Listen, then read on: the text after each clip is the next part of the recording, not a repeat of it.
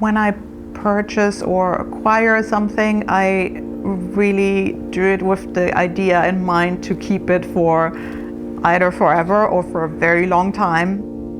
But of course, your taste also evolves and changes a bit, so nothing is truly forever. But it's something sort of that needs to spark something that I really want to live with.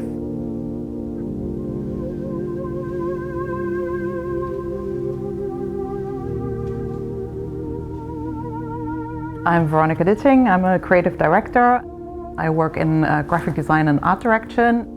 Strangely enough, graphic design and art direction, it's closely linked to each other, but a lot of people who are more in graphic design don't even understand exactly what art direction is, and vice versa. I wouldn't really call it artistic. It's really about communication and how something sits and sings on a page, how a reader might look at it, how the typography make the word more specific, how even the word with the exactly chosen typeface changes the whole meaning of it. It's really important to me to be quite physical with the things that I work. So sort of the tactility and object-like quality of everything I create. I'm based here in London and the Barbican. Thinking about interior design, I would say it's quite eclectic. There's a really beautiful Pirelli rubber floor throughout the whole flat in a very bright green. The first time that you come to the flat, it's quite intimidating in a way because it's quite intense. But actually, it works very well with a lot of the things that I had. I really like the contrast to the very grey Barbican and the Brutalist environment we're in. Maybe I never really think about the whole space, but it's more about sort of particular pieces, which in some strange ways works together. I was very lucky that there was a lot of shelf systems. I do have a lot of things. I like objects for sure. This is a funny book I found in Milan as well. I think it's, if I'm not mistaken, it's self-published, called Vera. I mean, what it was made for, I'm not quite sure. But I just really like the object quality to it and the weirdness in a way as well. I think in a way, maybe with objects, what of course comes to mind is sort of tactility, how you hold things in your hand. It's not about sort of a refined and finished object in a way. I like things that are quite imperfect in the sense that you see how they were made, These are vases made by a French ceramicist called Juliette Test, and I really love the color of the glaze. It's so particular. I have quite a few things from my grandparents that I really cherish. But I love this blanket that my grandmother embroidered. She had it so you can really see sort of her love for animals.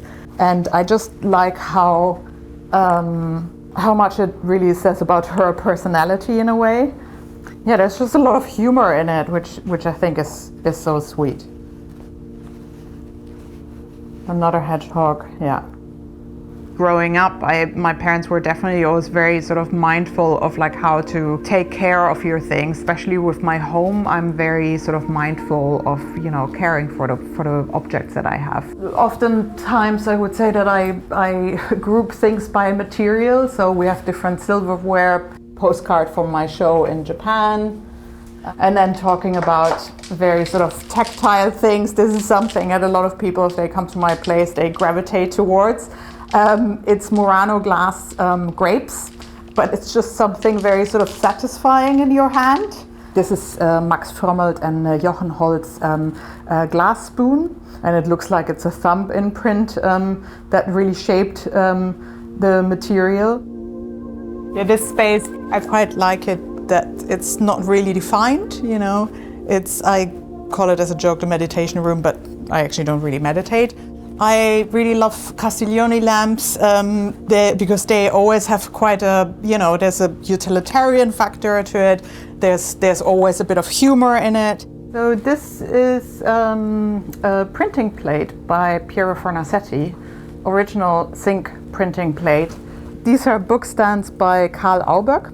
You know, they have a very sort of particular sense of humor and tweak to them. And the atelier is actually still going. So I think, if I'm not mistaken, it's in the third or fourth generation, and the maker is still called Karl. I spent quite a bit of time looking at printed matter, if that might be, you know, vintage publications, how they're printed, how they're edited, how they're bound. I started collecting the art publication Derrière le Miroir a few years ago. You can really see how the color is actually so intensely printed. You know, in offset printing, that's not something that you would easily achieve.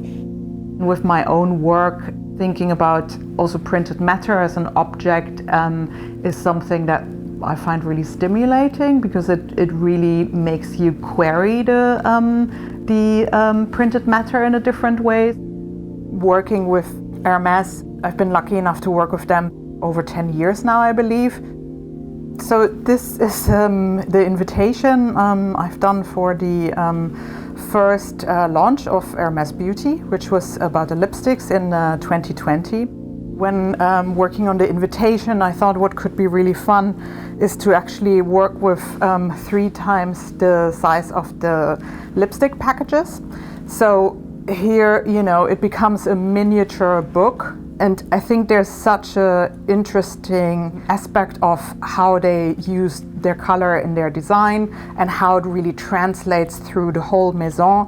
The boxes are from from different projects I might have worked on. You know, what is of course so special about the packaging is the actual color and the intensity of it, and the whole fact that it's that registration printing, which is very sort of precisely aligned on the boxes.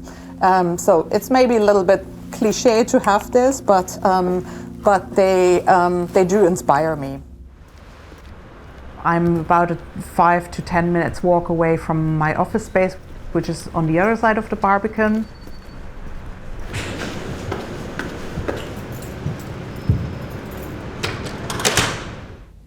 I actually don't really like to look back at my own work.